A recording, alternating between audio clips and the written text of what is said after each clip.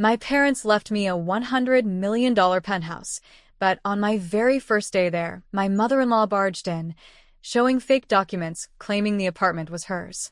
When I tore them up, she slapped me hard, threw me into a car, and dumped me at a remote bridge, telling me to go to hell. I barely survived, but I returned, ready for revenge, and what happened next shocked her to the core. I never imagined my life would change in such a brutal way, not in a million years. It all started with the inheritance.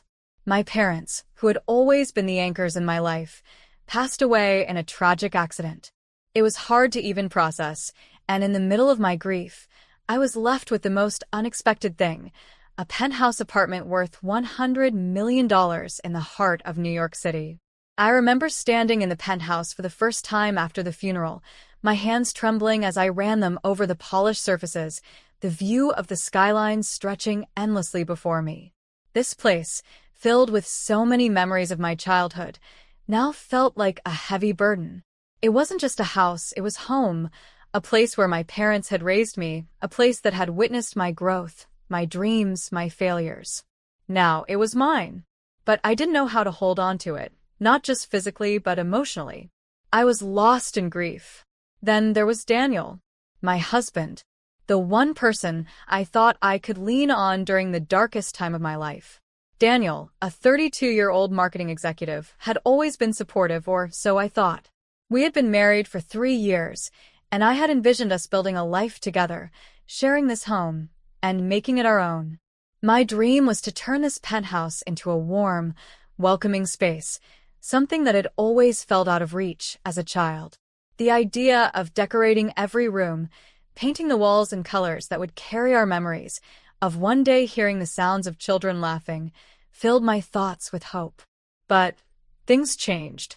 Daniel's family, his mother, Eva, and his sister, Claire, began to show a keen interest in the penthouse.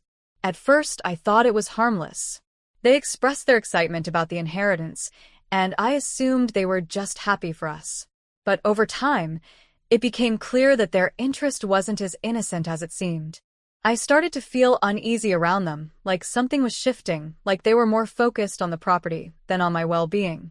One afternoon, I was in the living room, sitting by the large windows that overlooked the city. I was sketching some ideas for how to renovate the penthouse, trying to ease my mind and find a way to move forward.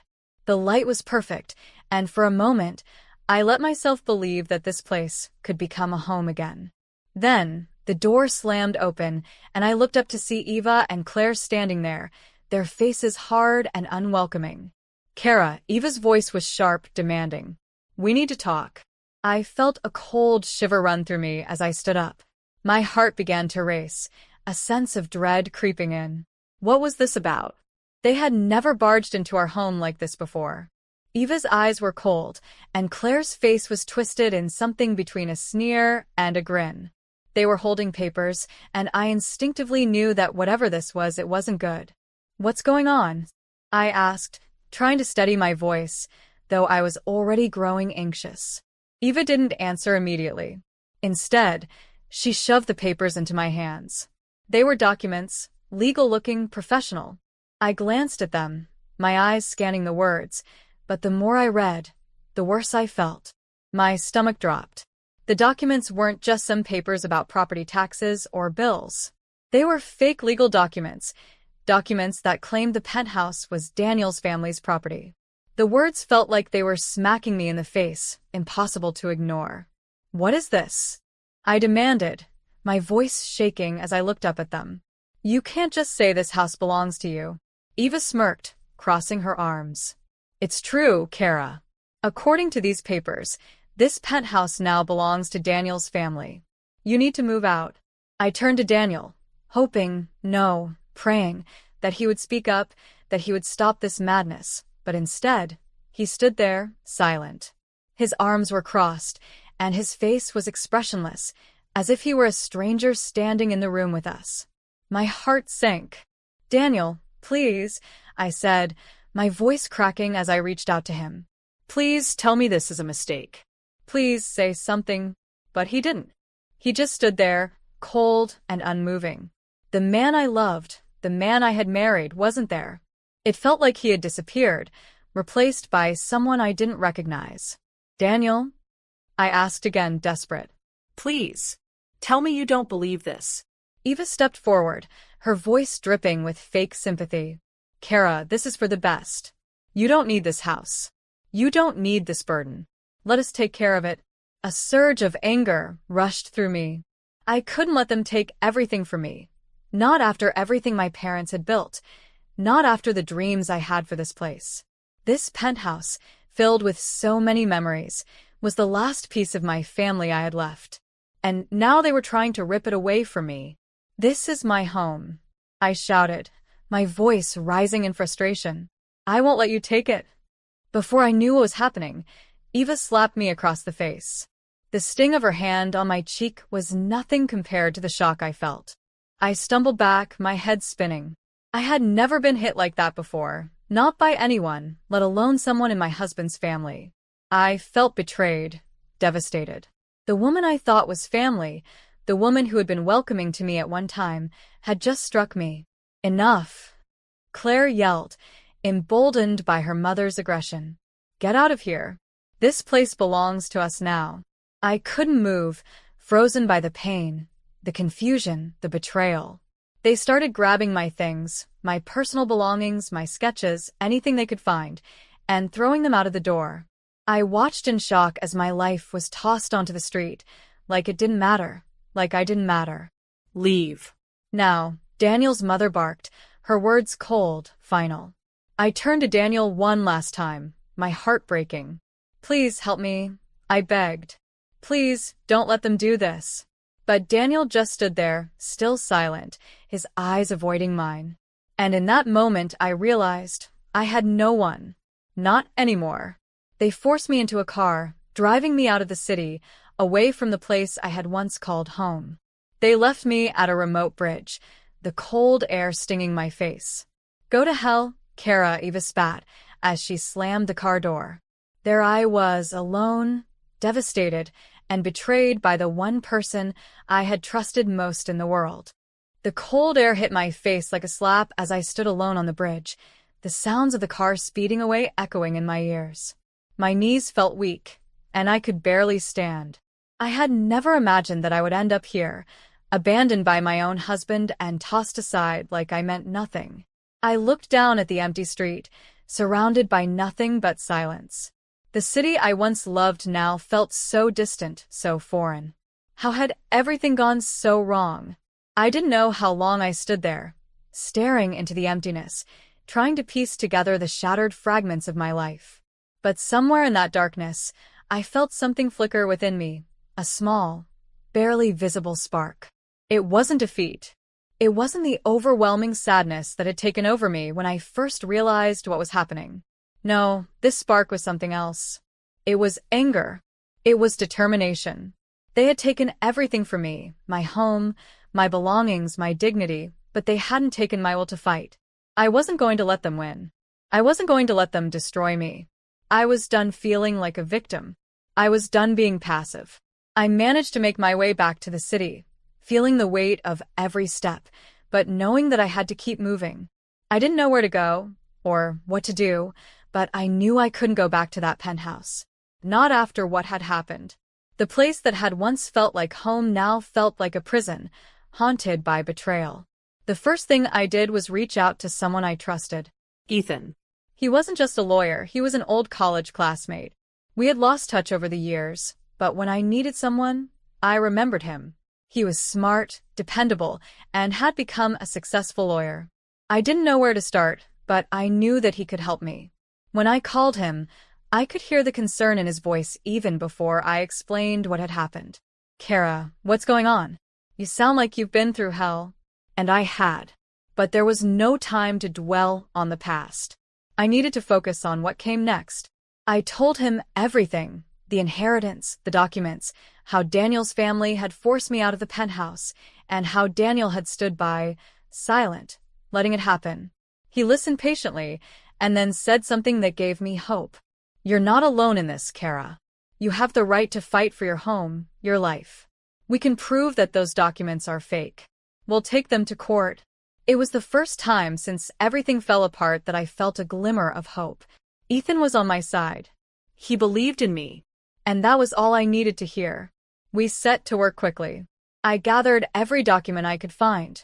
My parents' will, the deed to the penthouse, and anything else that proved I was the rightful owner. I even made notes about what happened on that day, when Daniel's family barged in and forced me out. Every detail was important. I knew they were trying to take everything from me, but I wasn't going to let them. It was hard, emotionally, physically, mentally. Each day was a battle, as I tried to pick up the pieces of my life, and each new document I uncovered only fueled my anger. Daniel's silence still haunted me. How could he just stand there, letting his family tear my world apart? It was like he wasn't the man I had married. I couldn't make sense of it, and I didn't know if I ever would. I knew I had to file for divorce.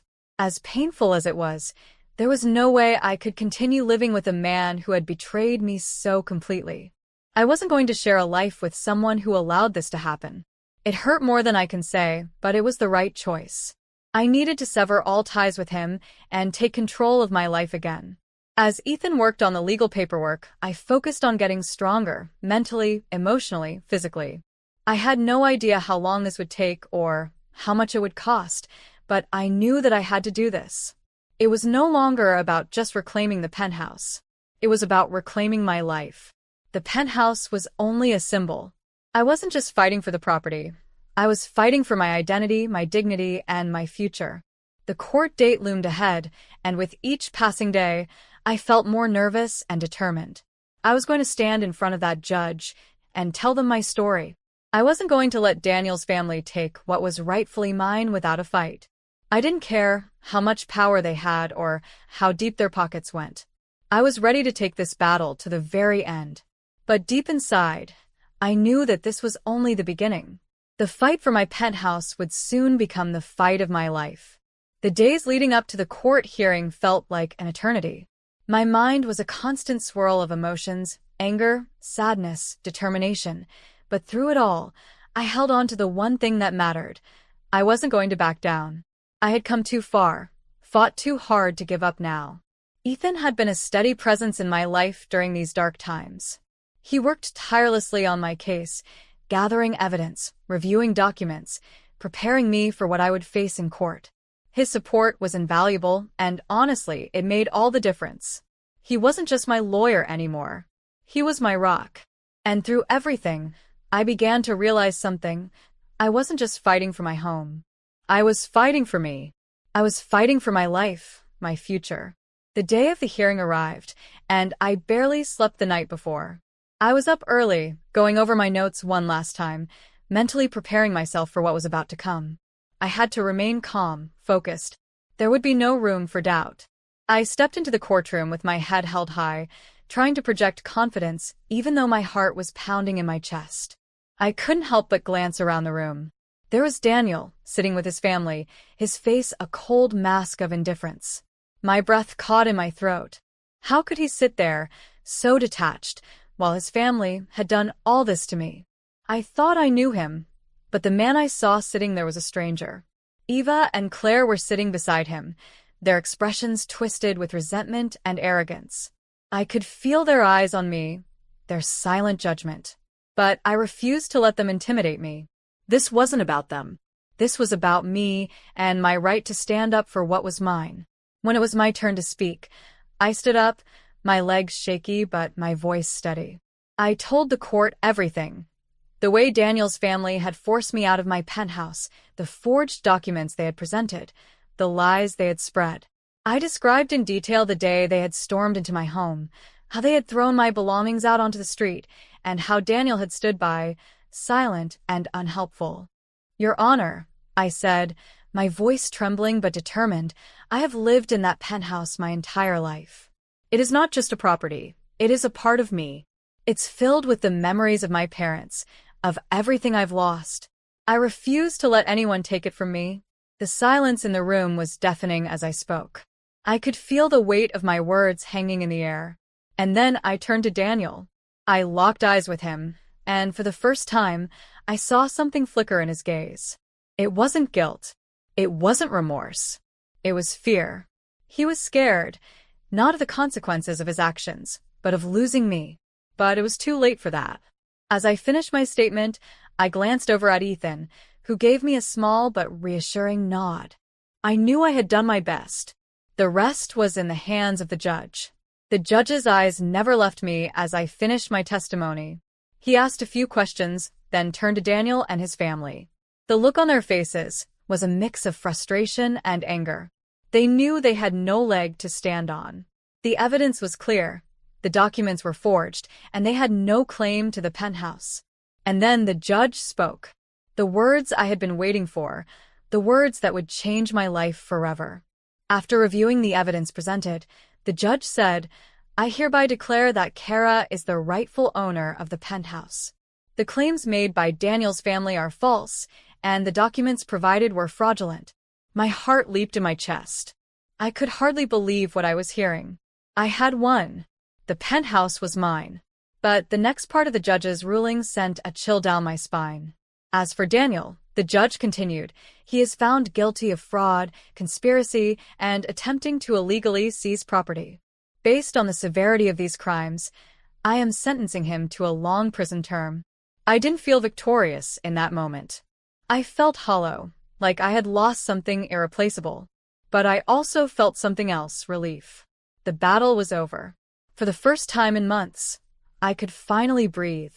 As I left the courtroom, Ethan was by my side, his presence grounding me. I had reclaimed my life, but it had come at a heavy price. Daniel's betrayal still stung, and the man I once loved was now facing the consequences of his actions. But I had won. I had taken control of my life again.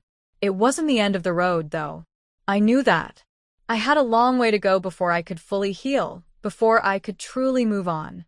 But for the first time in a long time, I felt like I could. It wasn't over, not yet. The judgment was delivered, and the case was settled, but my journey of healing had just begun. As I walked out of that courthouse, I felt a weight lift off my shoulders. I had fought, I had won, and for the first time in months, I felt like I could breathe again.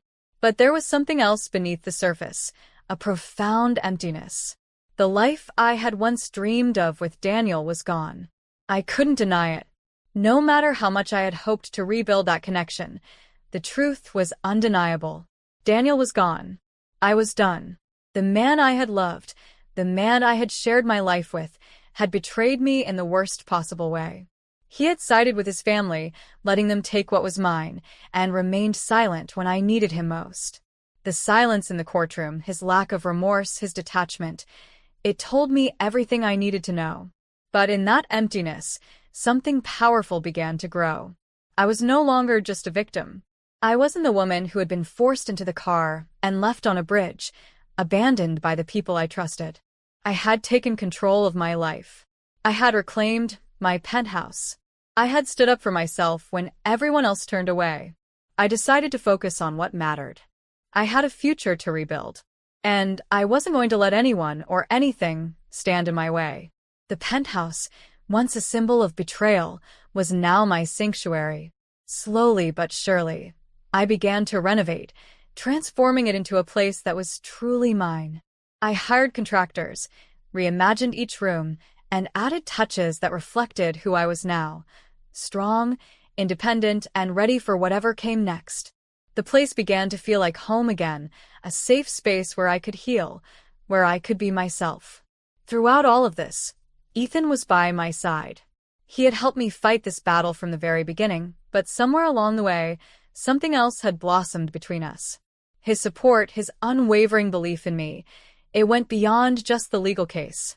We spent more time together, talking late into the night, sharing stories of our past and hopes for the future. And in those quiet moments, I realized something important. I wasn't alone anymore. I had found a true partner in Ethan. It wasn't just about gratitude anymore. I had started to care for him deeply, and it was clear that he felt the same way.